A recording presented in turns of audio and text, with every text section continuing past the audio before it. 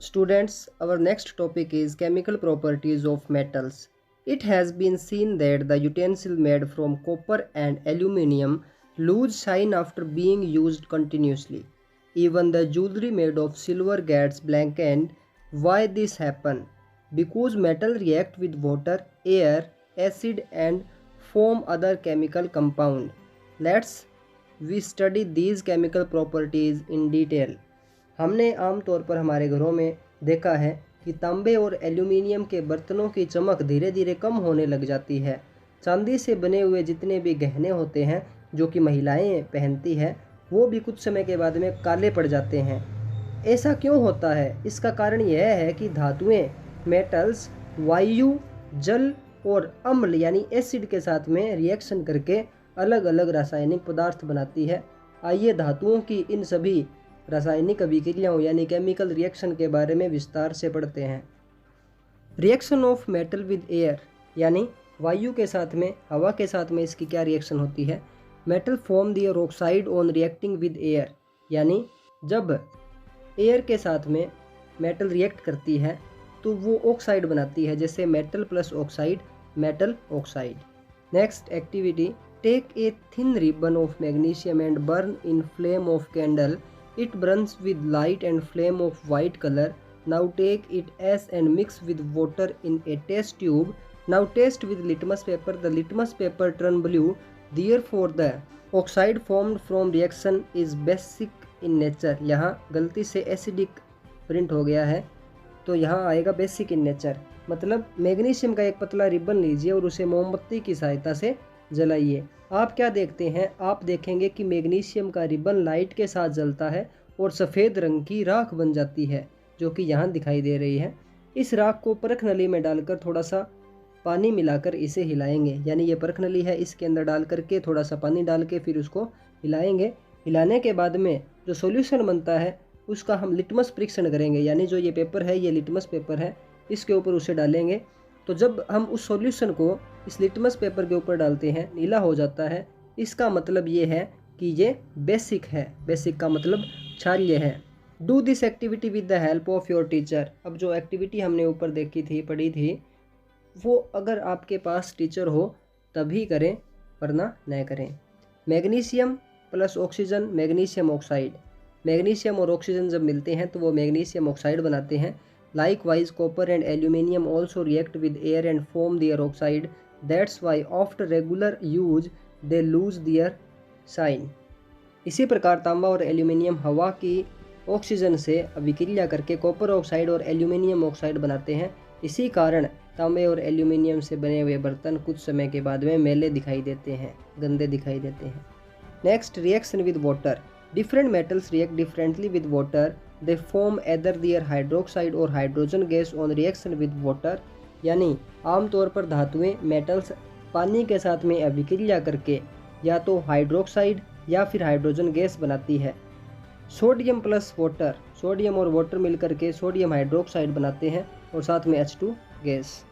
Next activity, this activity will be done by teachers only. Take a piece of sodium approximately size of millet. Dry on filter paper. Now dip a beaker filled with water. It react with water vigorously and form NaOH and H2 gas. Why sodium is kept in kerosene? Sodium metal is highly reactive. It forms sodium hydroxide and hydrogen gas. When react with air and water, it catches fire easily. To avoid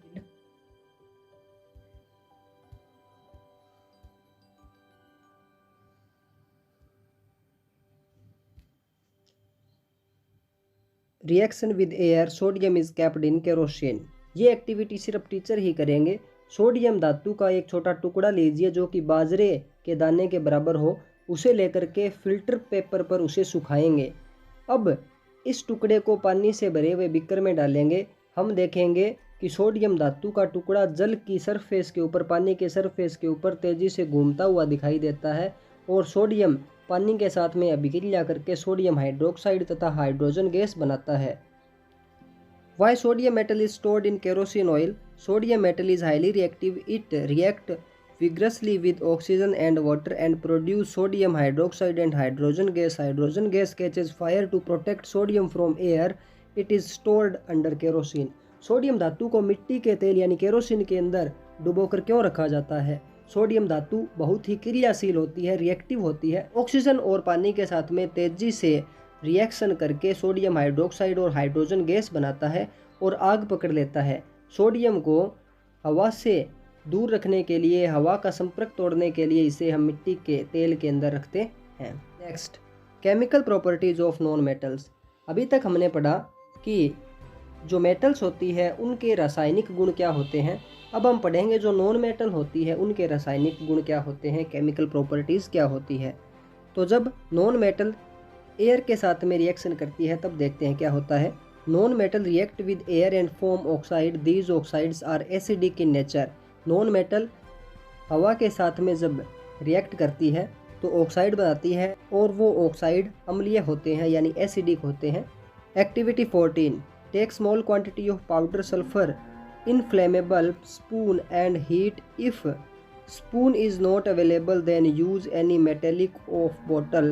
When sulfur start burning take it to a gas jar and cover it with a lid so that the gas does not comes out. Now pour little water and cover it again. Now test with litmus paper. The solution is acidic. Now reaction of sulfur with air, it forms sulfur dioxide gas is acid oxide of non metal. यानी powder के रूप में sulphur की कुछ मात्रा को हम एक चम्मच के अंदर लेंगे और उसे गर्म करेंगे। चम्मच ऐसा होना चाहिए जो कि इनफ्लेमेबल हो यानी जो आग न पकड़ता हो। अगर वैसा कोई चम्मच उपलब्ध नहीं है आपके पास में तो आप किसी भी बोतल के धातु का ढक्कन ले सकते हैं और उस मेटल के ढक्कन के चारों ओर एक तार लपेट देंगे, वायर लपेट देंगे। जैसे ही सल्फर जलना शुरू करेगा तो उस चम्मच को हम या तो गैस जार या फिर कोई कांच के गिलास में ले जाएंगे। गिलास को एक ढक्कन से ढक देंगे ताकि बनने वाली गैस बाहर न जा सके। कुछ समय बाद उस चम्मच को हम हटा लेंगे, गिलास में थोड़ा पानी डालेंगे और दोबारा से ढक्कन लगा देंगे। अब गिलास को अच्छे से हिलाइए और उस सॉल्यूशन का लिटमस पेपर से परीक्षण करिए। आप देखेंगे कि नीला लिटमस पेपर लाल हो जाता है। इस विलयन का जो नेचर है वो एसिडिक है। सल्फर का चूर्ण वायु से अभिक्रिया करके सल्फर डाइऑक्साइड गैस उत्पन्न करता है जो कि अधातु का अम्लीय ऑक्साइड है। सल्फर और ऑक्सीजन जब साथ मिलते हैं तो सल्फर डाइऑक्साइड बनाते हैं। एसिडिक और बेसिक नेचर जानने के लिए हमें क्या करना होगा, हमें लिटमस पेपर लेने होंगे और देखिए कि एसिड नीले लिटमस पेपर को लाल कर देते हैं और जो बेस है यानी क्षार जो है वो लाल लिटमस पेपर को नीला कर देते हैं। इस प्रकार की जब हम एक्टिविटी करते हैं तो हमें किसी भी सॉल्यूशन का नेचर पता लग जाता है कि वो एसिडिक है या बेसिक है, क्योंकि हम उन सॉल्यूशन को टेस्ट नहीं कर सकते क्योंकि वो हमारे शरीर के लिए हानिकारक होते हैं। इसलिए हमें उनका इस तरीके से लिटमस पेपर से परीक्षण करना पड़ता है। Next, reaction with water. Non metal do not react with water and steam, therefore phosphorus is kept in water for storage. आमतौर पर नॉन मेटल पानी या भाप के साथ में अभिक्रिया नहीं करती, इसलिए फॉस्फोरस को पानी के अंदर स्टोर किया जाता है। Reaction with acid. All non-metal do not react with dilute acid but sulfur react with concentrated nitric acid and form sulfur dioxide and nitric acid and water। यानी आमतौर पर नॉन मेटल डाइल्यूट एसिड यानी जो कि पतले acid होते हैं उनके साथ में रिएक्शन नहीं करती, लेकिन जो गाढ़े होते हैं यानी जो कंसनट्रेटेड एसिड होते हैं उनके साथ में सल्फर रिएक्ट करता है और सल्फर डाइऑक्साइड और नाइट्रोजन डाइऑक्साइड और पानी बनाता